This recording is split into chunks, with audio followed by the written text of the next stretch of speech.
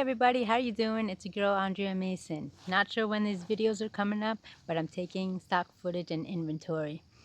I want to share with you how you can manage your moods through the dramatic changes of Mother Nature, natural disasters, climate differentials, as well as the surroundings of the elements of the world. Oh, by the way, I went to an Indian wedding, so I got henna on my hand. A beautiful masterpiece. It is absolutely amazing. Had a great time and amazing food. So without further ado, I want to share with you some key tips how we are muddling through what's going on in the world. Up here in the mountains, as you can see, I'm pretty much dressed in layers. It's been probably be around 30 to mid 30s to low 40s degrees Fahrenheit in the morning, mid to low 50s Fahrenheit degrees in the evening, and then drops back down to 30s, if not frost, overnight. But this has taken a traumatic shift on people. They talk about in the psychology world that of seasonal affective disorder, that when the sun is bright and shining, if you have certain conditions, you are mania. You have the constant urge and ego and energy to do so many things because the sun is brightly shining. The days are longer. The weather is more palatable for those who love summer and warm weather and not being cold. Then you have the fall and winter months where the days are shorter, the nights are longer, the sunshine is not out as much as it would be, and the temperature drops to lower temperatures. This allows us to kind of want to be comforted, kind of like a bear. Speaking of which, I'm being mindful because they're out and unfortunately they're hunting up here, but we'll say a prayer. But yeah, with the bears, they go in hibernation during the fall and winter months when it's colder and darker out, and then they're out and about in the spring. So a few key tips I want you to, some takeaways on how to manage your mental health as well as your health. Think about if you are an active person in either realms of these seasons, to be mindful of how you are managing your body. Talking about, if we're talking about summer, where the sun is out, the temperatures are warm, then be mindful of staying hydrated. Hydration is the number one key in health all around because our body is mostly made up of it. I am guilty of having difficulties obtaining water, but I am doing what the formula I learned a long time ago is drinking at least half my body weight in ounces of water. So, for example, if you weigh 100 pounds, you want to drink 50 ounces of water to stay metabolized and have good water intake. Some can do more, some can do less. I'm a former athlete, so I need to make sure that I'm doing something productive and my body is always in motion so I can build up the endurance to be thirsty. But I do make an attempt to stay hydrated and then drink and have fluids, as much as possible. Also in the summer months, when the sun is strong, the UV rays are a little bit stronger than when we anticipated a long time ago. Protect your face with coverings, whether that be a hat or especially sunglasses for your eyes, and also sunscreen. Aim for the organic one so it's not toxic for when you go in the water and all those chemicals go into the water for the oceanic animals. And also it's better for your skin as well and your body. Make sure you're even. I noticed, which I learned not too long ago, that sometimes in the summer and warmer months, I will get an actual tan when it's overcast or even burnt. I can't remember the last time I got burnt from the sun in my younger years. I used to stay out there for hours and I would even actually put baby oil or coconut oil to kind of make sure I get a nice bronze. Well, in the past couple of decades, I'm unable to do that. The UV rays are so potent and dangerous. So make sure in the summer months, as far as your body, you have the appropriate coverings. If you go out in the ocean or something, you're wearing UV rays. I know they have some now clothing for surfers, but also people who like going in the water UV clothing. So make sure you put that. Always cover your head with a hat or a scarf so it's not direct on your scalp, because your scalp is not exposed to the sun rays all the time. And make sure you're using some facial creams as well as body creams to protect yourself from UV protection.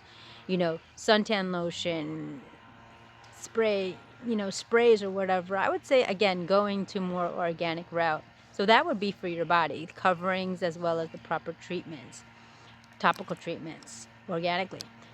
Secondly, for the summer, you want to make sure you're hydrated, as I mentioned, the water intake, and very, very much liquids. Now, for those liquids that are sugary or have alcohol content, be a little bit mindful, because when you perspire, that secretes just as quick. For meals, eat healthy, eat light, have some fruit, some salads, and make sure that you're not ingesting a lot of carbs, which will make you sluggish. And if you're not doing a lot of exercise, you're not going to be working it off a lot, burning those sugars. Now, let's go to the other side of the temperature controls, where it's really cold. Like here, I'm in layers. Make sure you're wearing layers. And what I've learned over the years, that the areas that you are able to protect to keep you warm is the top of your head, your neck, as I have a scarf here, your hands with gloves, and your feet, with proper footwear. And especially if you're going out into rain or snow in the colder months, you want to make sure that doesn't seep into you and onto your skin, because you will be cold. And you don't want to take the risk of being cold and damp and wet and the temperature's dropping, because then it becomes even more dangerous. As far as body care, skin care for the winter months, same thing. Wear sunglasses or a hat or a scarf, especially the rays in the winter months, because you may feel that the sun is warm upon your face and body, but you may not know the extravagance of it if there is a slight breeze or the temperatures drop. As far as meal consumption, we all are, like I mentioned, bears, so be mindful of what you eat. And because we tend to eat those comfort foods, and especially around the holidays, we're going to have more carbs, more meat, more starches, and so forth. And we don't have the ability to go outside when it's warmer to kind of walk it off. Unless you have a gym or a treadmill and you're disciplined and accountable enough to do it daily, you're not going to get as much exercise as you would with better temperatures. So be mindful in moderation on what you eat. Also, what we tend to do is we hibernate in the winter and colder months, regardless of where you live. Be mindful of how much sleep you're taking. Sometimes a lot of sleep may allow you to fall in isolation, depression, sadness, anxiety, and your mind can go down the rabbit hole. In the summer months, in the warmer months, you're being preoccupied with social gatherings and being outside in the elements, that you really don't have that distraction of that quiet time to yourself where you're just with your thoughts. When we also talk about sleep, we want to make sure that we are getting some amount of sleep. It varies for individuals based on their climate, their demographics, their medical and mental health conditions, but make sure you get a solid structure hours of sleep that can be routine. That will help you get into a discipline and habitual rituals. And finally, for the holiday seasons, they are approaching here up in the mountains in the States. We are getting ready for Halloween. We are getting ready for Thanksgiving. We are getting ready for Christmas and New Year's. That's a huge consumption, not only of food, but also emotions, family, friends, gatherings, catching up, and reflecting on the year. So be mindful. It's always important to stay balanced. Your health is your number one asset. Without it, you're not here. I wish that these tips have found you great value.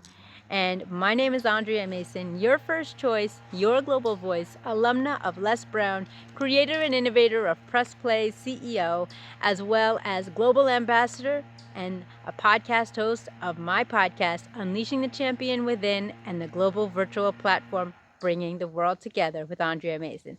I've got amazing announcements coming up, projects, and so much more, and maybe a tour both virtually and in person. So stay tuned, stay connected, and remember, follow your heart, not the herd nor the hurt, for success and joyfulness are on the other side. Again, my operating system is slowly coming about, so I'm anticipating to be back on social media fully in the coming weeks, if not months. Thank you so much. Be safe, be well. I love you. I'll talk to you real soon. Someone is listening, someone is watching, and make sure you share it out. Thank you.